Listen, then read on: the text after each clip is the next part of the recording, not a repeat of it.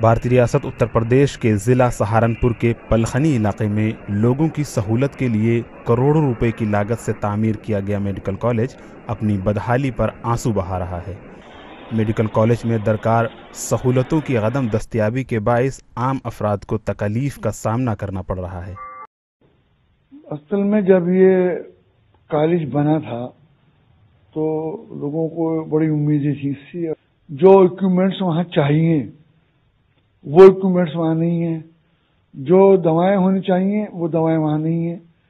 اس میں ایسا بھی نہیں ہے کہ اس میں کوئی راجنیتی کر رہا ہو۔ یہ راجنیتک مدعا اگر بن جائے تو شاید سرکاریں اس پر دھیان دے۔ اب تو صورتحال یہ ہے کہ عام تاثر عام ذہن یہ ہے کہ نزلے زکام کی دوا تو ملتی ہے، علاج نہیں ہوتا۔ حالات یہ ہے کہ میڈیکل کالج میں مختلف شعبے تو موجود ہیں، لیکن ان شعبوں میں متعلقہ ڈاکٹر نہ ہونے کی وجہ سے یہاں پہنچنے والے مریضوں کو مایوسی ہاتھ لگتی ہے۔ 3 بار جب سے بھارتی جنتا پارٹی کی سرکار آئی ہے، ہر 6 مہینے بعد جو سنویدا پر کرمچاری رکھے گئے ہیں انہیں 5 6 مہینے انہیں جو ان کا سنویدا کا جو شلک ہے وہ بھی نہیں دیا گیا اور انہیں مجبور ہو کر اسٹرائک کرنی پڑی۔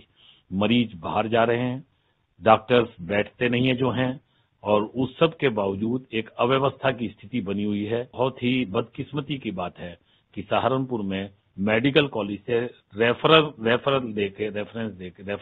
کیے جاتے ہیں ضلع چکتسالیہ کو۔ نمائندہ ETV بھارت نے صورتحال کا جائزہ لینے کے لیے میڈیکل کالج کا دورہ کیا اور وہاں کی حقیقت کو اپنے کیمرے میں قید کیا۔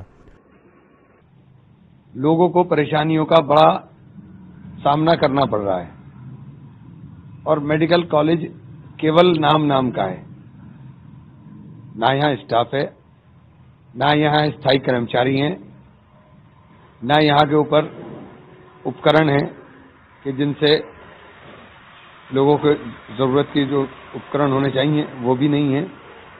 تو یہ بہت بدقسمتی ہے کہ سہارنپور کے اندر میڈیکل کالج کے نام پر ماتر دکھاوا ہے۔